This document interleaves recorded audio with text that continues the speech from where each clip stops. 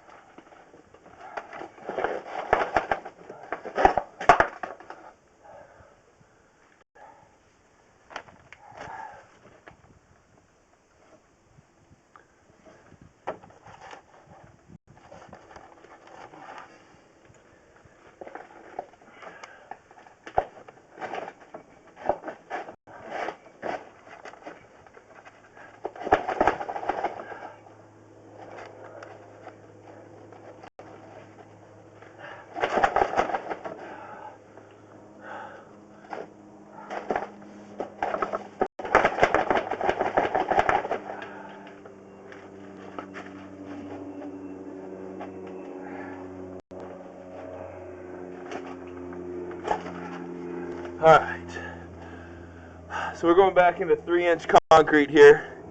You'll see in a second. This is 3-inch concrete sewer line. I'm going to get a footage on this.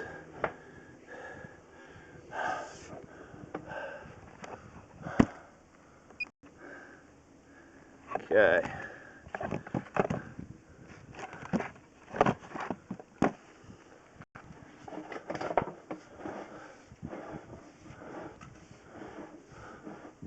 So you see there the kitchen grease and that.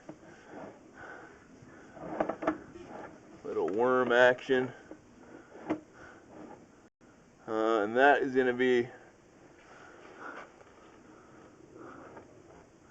I believe, the backside of our cookie before it turns up into the house. So we're talking about 8 feet or so of old concrete sewer before I go into the backside of this cookie.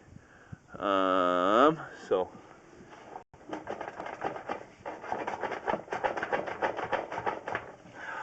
and that cookie's where the line turns and comes out of the house. So got about 8 feet of concrete sewer line, kitchen line. It's going to be this old original piping.